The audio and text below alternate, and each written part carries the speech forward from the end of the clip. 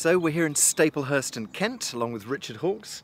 Richard's an architect, and Richard has built this astonishing house over here.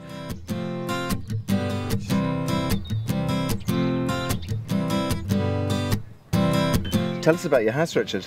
Well, I mean, as you can hear, it's very quiet out here. It's a stunning piece of countryside. In the open Kent countryside, and it's a plot that we kind of had our eye on for years. So that was the plan, was to build yourself a zero carbon house then? I wanted the house to have low running costs because, we wanted to, move out of working in London and have a more sustainable lifestyle generally, really. So the impact on the land is quite low then? Yeah, I mean, the idea was now that we've finished building the building, we want nature to come in and over the top of us, quite literally, with the big shaggy meadow roof. Shaggy meadow roof? Yeah, well, it's not going to be a maintained, immaculate lawn. Okay. It's going to just, what's going to grow up there, I don't know. It's whatever gets blown onto it, whatever decides to grow that's in the dormant soil. Shall we go in? Yep. So this is where your meadow is going to be? Yes, yeah. I mean, basically, I want that roof to kind of look like this bank. Yeah. There's 4 layers of tiles here, but these 3 are doing the structural job. And the reason why it's going diagonally is to encourage the rain as it falls down to go towards the plant, to go towards the green section, rather than coming off the edge. Come in.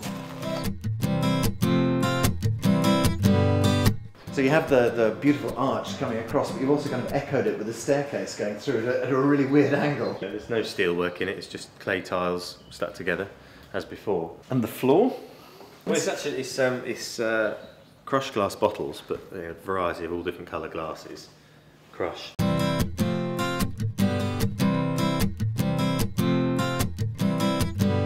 By having the dining room feeling nice and open to the rest of the house, it encourages us to use the dining room more often.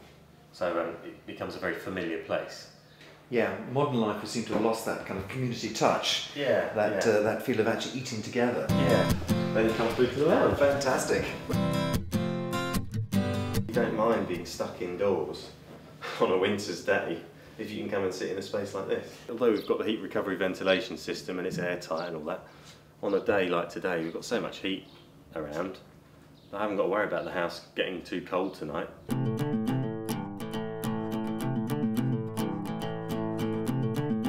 So we have the hub of the house, which is your kitchen.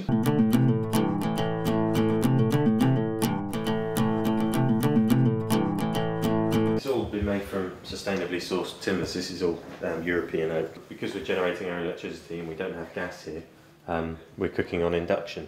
Okay. And is that so? It's a far more efficient way to heat, so it uses a lot less electricity. It uses a lot less. It uses about, well, I'm told, half the energy of a ceramic hob. Right.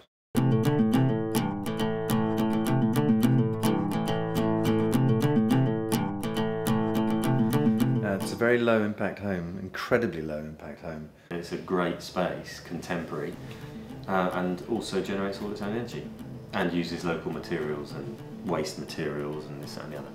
So I think hopefully it just sort of raises the bar on design and associates good quality design with low energy and low impact. And becomes a great kind of template. Yeah.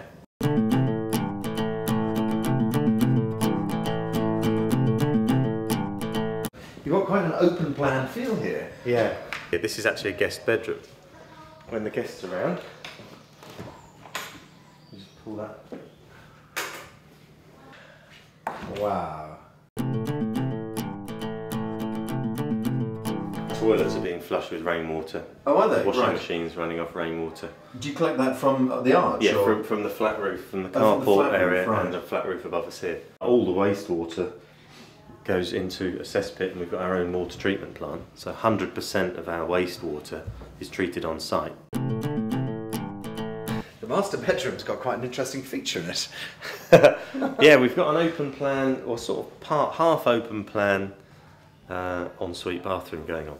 But when you're out in that part of the room where you are, you don't actually see any of that. So you're out here and it doesn't feel like a bathroom. In this room, underneath the plasterboard, we've got 5mm thick paraffin wax thermal mass board. During the day when it's getting very hot, the paraffin wax is absorbing that heat to help maintain a cooler temperature. Then at night, it helps to stabilise the temperature inside again.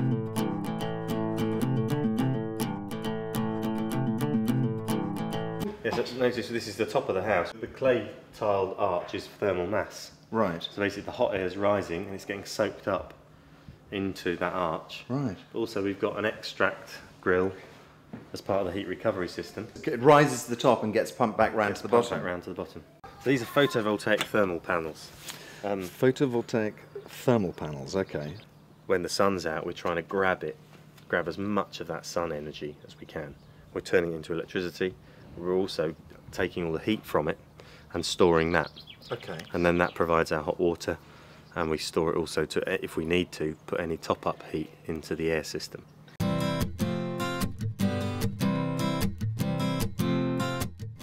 And nice to have your own vegetable patch as well. It's brilliant, yeah, it's great.